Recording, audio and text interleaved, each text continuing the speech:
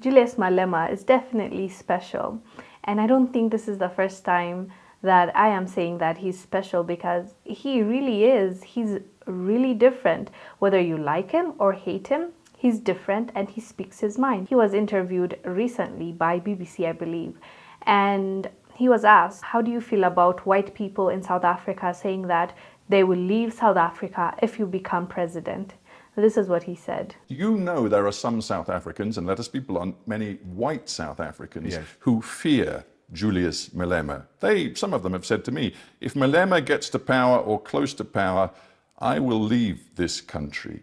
Do you welcome their fear, or do you want to find ways to overcome their fear? I don't welcome their fear. Stephen, they said that about Mandela, the most celebrated Mandela. You're talking about me. They said if Mandela, a prisoner, becomes the president, will live in this country, and they left.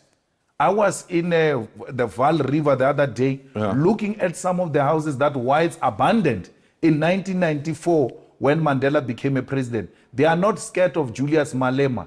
They are scared of an independent black man who's not controlled by any white person, who's not controlled by London. Last year, you said this. It was after you'd questioned whether a particular white person, why they hadn't been located and, quote, taken to an isolated space where our supporters could attend to the guy properly.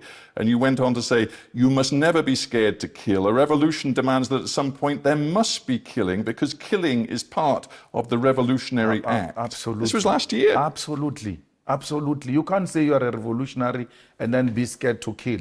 But once you go killing people around, you are a terrorist.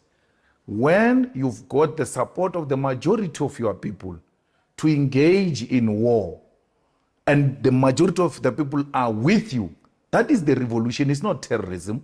And therefore, I'm not a terrorist. That's why I'm saying, at least for now, the conditions have not dictated that there should be anyone who should go to the bush and engage in war to kill.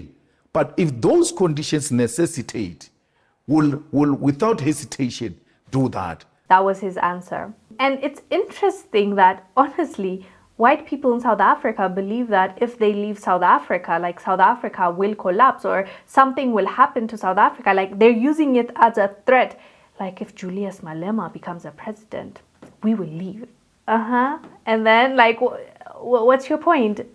I don't understand why they're trying to insinuate that if they leave, it's just going to be a horrible thing, right? As if they didn't go there and colonize a whole people and, take over and run the economy, basically. So, yeah, it's sometimes bizarre how some people give themselves such power and they believe that they're mini gods in this world. It's just unfortunate. And as he mentioned, when Mandela was trying to become a leader, they were saying that we're going to leave South Africa. And some of them actually did. And did South Africa collapse because they left?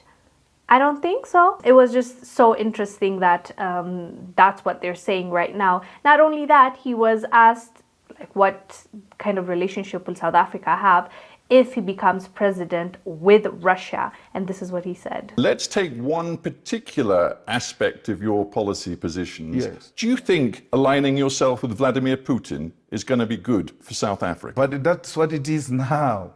South Africa is in alliance with Russia, with India, with Brazil, with China. So why are you asking me as if it's some policy that is going to be implemented South Africa right after now, I took over? South Africa is in alliance with Russia now. South Africa right now calls itself non-aligned. In the context of the war, but these are two different things. South Africa is an ally of Russia. Now, the second question is, where does South Africa stand on the war? It says I'm a non-aligned in relation to war, but Russia remains South Africa's friend. So we cannot create confusion around there.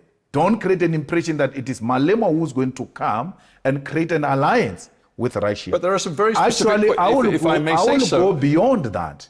I will go beyond the friendship with Russia, and in the war, I will align with Russia, and I will even supply the weapons to Russia.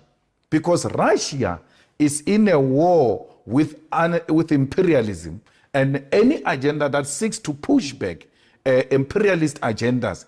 It's well within the policies of the EFF. Malema is different. That's why I say he's special, because what you see is what you get. And that's the kind of leaders I feel like we need, because most politicians will promise you this and that and campaign and just promise you the world. And then once they're in that office, it goes out the window and they don't deliver. If anything, they work against the people and they just want to stay in power and loot and steal and take as much as they can. So when someone is open and honest, the least we can do is, respect that. Anyways, fam, let us know down below what your thoughts are about what Julius Malema said. I am Wongel Zelalem. I'll see you on the next one. Bye.